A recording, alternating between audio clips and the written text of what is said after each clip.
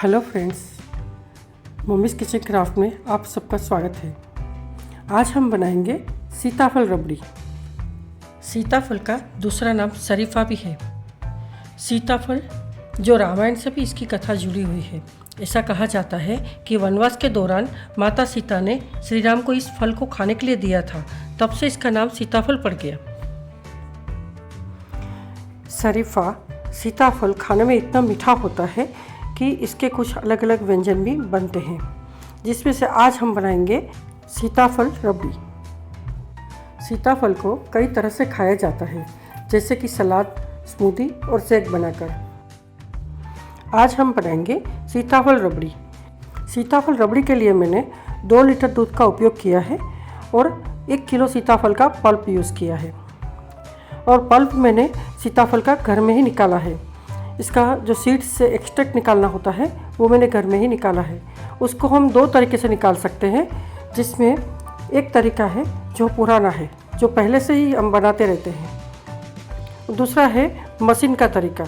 तो हम पहले देखेंगे कि किस तरह से हम सीड्स को निकाल सकते हैं।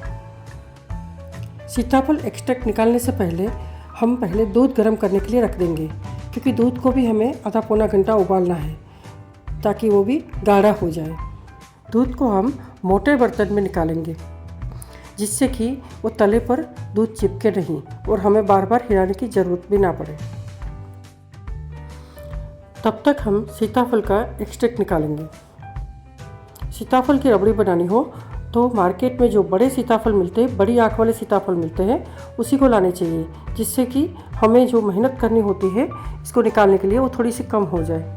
उसका पल्प भी ज़्यादा निकलता है। और अगर कच्चे मिलते हैं सीताफल तो और ज़्यादा अच्छा है, क्योंकि वो 1 या 2 दिन में पक जाते हैं। और घर में पके हुए जो सीताफल होते हैं उसकी मिठास बहुत ही ज़्यादा होती है।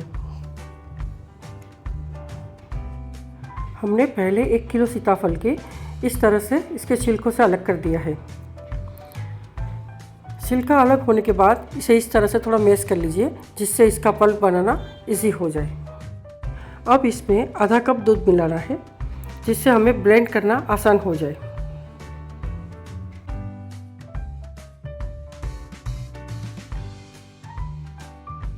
ब्लेंडर से हमें हल्के हल्के घुमाना है, जिससे इसके सीड्स ना टूट जाए और थोड़े बहुत उससे अलग भी हो जाए।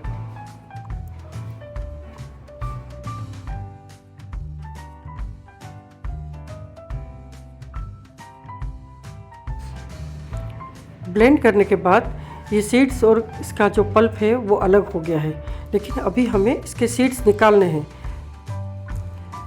सीड्स और पल्प को अलग करने के लिए हमें इसे जाली वाले बर्तन से छानना है।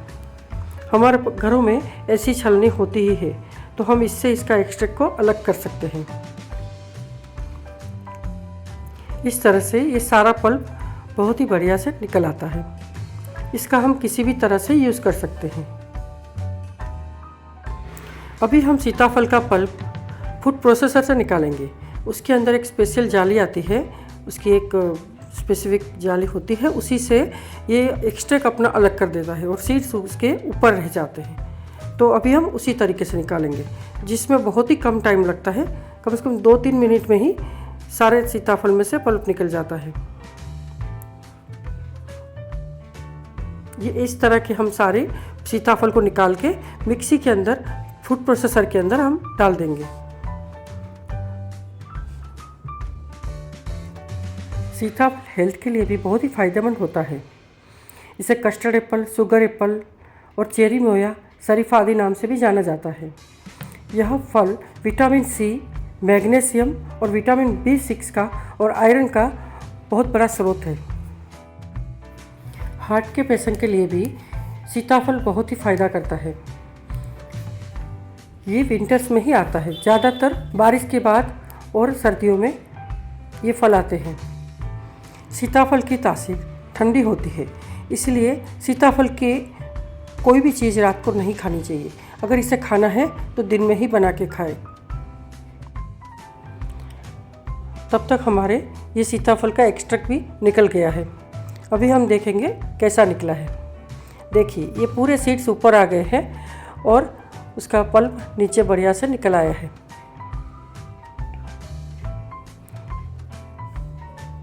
ये 2 किलो सीताफल का पल्प है। 1 किलो सीताफल को मैंने पहले जो रीत हमने दिखाई थी उस तरीके से निकाले और बाकी के 2 किलो सीताफल को हमने इस तरीके से फूड प्रोसेसर से निकाले। ये 2 किलो सीताफल को हम सारे साल के लिए स्टोर कर सकते हैं। इसको फ्रीज़र में हम डब्बे में भर के फ्रीज़र में रख सकते हैं। जो जब भी हमको इच्छा हो कि इसकी कोई चीज़ बनानी है, रबड़ी बनानी है या कुछ और बनाना है या मिल्क शेक बनाना है, तो हम इसका यूज़ कर सकते हैं। हमारे सारे सीताफल से हमने उसका पल्प निकाल लिया है। अभी हम इसकी रबड़ी बनाएंगे। हमने आधा पौना घंटा को दूध को गर्म करके रख लिया था, उसको ठंडा भी कर लिया है। तो अभी हम इसके अंदर ये पल्प मिलाएंगे। सीताफल रबड़ी बनाने के वक्त हमें खास इतना ही ध्यान रखना है कि दूध हमारा जो उबल गया था वो पूरा तरीके से ठंडा हो जाए, उसके बाद ही इसमें पल्प मिलाएं, नहीं तो दूध फट सकता है या फटने की संभावना बढ़ जाती है। मिश्री को हमने दूध उबलते वक्त ही डाल दिया था, जिससे कि वो भी साथ में मिल जाए। साथ में इसके साथ आप ड्राई फ्रूट्स, केसर वगैरह कुछ भी डाल सकते हैं, लेकिन मैंने कुछ भी नहीं डाला है क्योंकि ये हमें प्योर ही पसंद है, जिसमें प्योर सीताफल का टेस्ट आना चाहिए। लेकिन आप इसमें डाल सकते हैं। सीताफल रबड़ी आपको कैसी लगी ये मुझे कमेंट बॉक्स में कमेंट करके ज़रूर से बताना। और अभी तक आपने मेरी चैनल को सब्सक्राइब नहीं किया है तो अब कर दीजिएगा। साथ में बेल आइकन भी दबा दीजिएगा, जिससे मेरी नई नई रेसिपी की आपको नोटिफिकेशन मिलती रहे। तो मैं हमेशा ही कहती हूँ, खाते रहिए, खिलाते रहिए और खुश रहिए। तो हम फिर मिलते हैं नेक्स्ट वीडियो में नई रेसिपी के साथ।